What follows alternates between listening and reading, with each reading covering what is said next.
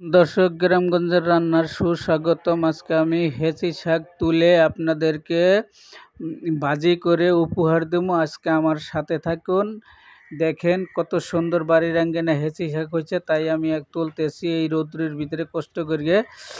দর্শক, তুলে বাড়িতে নিয়ে ভালো করে ধুয়ে তারপরে আমি বলে রেখে দেবো, পানিগুনা ঝরবে।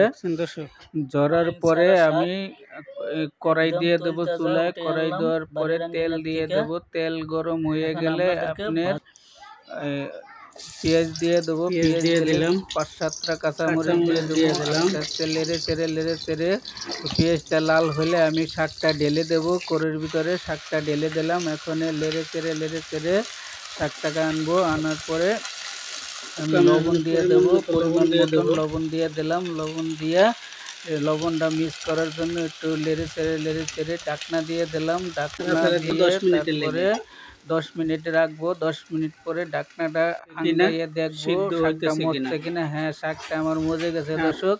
এখন শাকটা নেড়ে চেড়ে ভালো করে কষাইয়ে সিদ্ধ করার পরে শাকটা সিদ্ধ হয়ে গেলে আমি শাকটা সিদ্ধ হয়ে গেছে।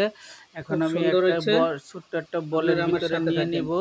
নামাইয়া নেওয়ার পরে রেখে দিয়ে তারপরে আবার চুলায় কড়াই দিয়ে দিলাম। তারপরে রসুন দিয়ে দিলাম। রসুন দেওয়ার পরে শুকনো মরিচ দিলাম। শুকনো মরিচের ঘ্রাণ ভালো লাগে চাবাইলে।